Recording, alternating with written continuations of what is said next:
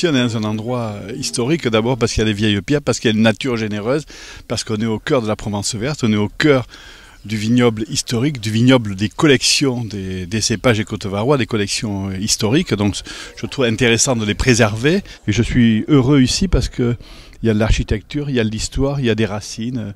Des racines, ça permet à la fois de s'inscrire dans le passé et de pouvoir regarder plus sereinement ce qui est contemporain, c'est-à-dire recevoir le consommateur d'aujourd'hui.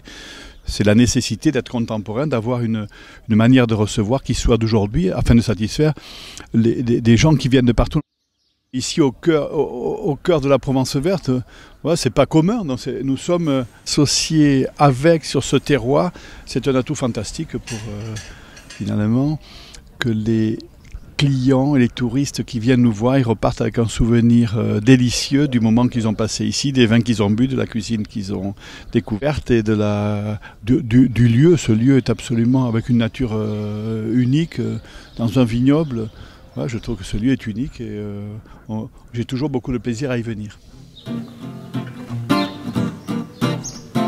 Ce département, il est extraordinaire, il est divers, il est varié, il a la côte, il a l'arrière-pays.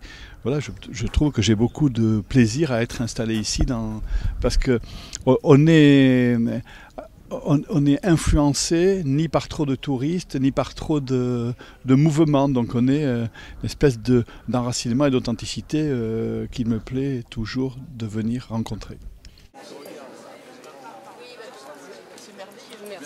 J'ai rencontré tout à l'heure un couple d'Américains qui venaient de Phoenix, Arizona. Enfin, il est peu probable que de Phoenix, Arizona, on termine à l'hostellerie de l'Abbaye de la Selle. Eh bien oui, ça veut dire qu'on a au cœur de cette Provence verte, de ce moyen Var, une aura internationale.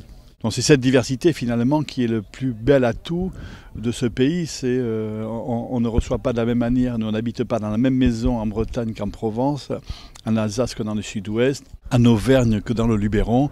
Voilà, je pense qu'il faut préserver jalousement cette différence, il faut même cultiver cette différence, c'est certainement notre meilleur atout pour continuer à être la destination mondiale du tourisme sur un territoire qui est finalement petit. D'avoir cette diversité est un atout unique. J'ai eu la chance de faire l'ouverture avec Benoît Witz en décembre 1999. Je suis resté 3 ans à ses côtés et un jour je lui ai demandé si je pouvais aller à Monaco Louis XV et je suis parti à Monaco aux côtés de Franck Cherouti en 2003, 2004, 2005 et je suis revenu en tant que seconde cuisine en janvier 2006 aux côtés de Benoît Witz. Et depuis mars 2016, j'ai pris les commandes de la cuisine à l'hostellerie. Monsieur Ducasse, tous ces futurs seconds et chefs de cuisine doivent passer par le Louis XV ou le Plaza Athénée. C'est des maisons emblématiques dans le groupe Alain Ducasse et je pense que c'est très bien. Et pour tout le monde, même, c'est super pour une expérience. Je trouve que c'est très enrichissant et on apprend beaucoup sur soi. Au niveau de la cuisine, le chef me demande d'aller au plus simple dans les produits, dans la qualité des produits, que ce soit le légume, que ce soit les poissons. On a une cuisine qui est vraiment accentuée sur le potager quand il est en action, les légumes de saison. Et moi j'ai un faible pour les poissons, pour la Méditerranée. La carte que l'on établit au jour le jour, c'est une carte de saison avec des produits de saison. La philosophie de la maison, c'est vraiment le légume qui est un plat emblématique de la maison qui s'accommode sur toutes les saisons avec les légumes racines en hiver. Voilà, on assaisonne, on cuit le légume et après la nature fait le reste. On a fait l'année dernière et ce que je vais refaire cette année, c'est un tout courgette. Un plat qui vient du potager. Avec toutes les courgettes du potager, on ne peut pas faire plus court. On a 150 mètres entre le potager et la cuisine.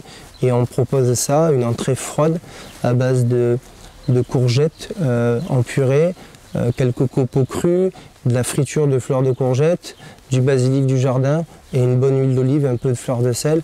Et ça marche très très bien. On a une cuisine assez simple, on est une cuisine de simplicité et ça me convient très bien de fonctionner comme ça. On n'a pas 25 000 saveurs différentes. Le chef, il nous laisse, à l'abbaye, il me laisse assez faire.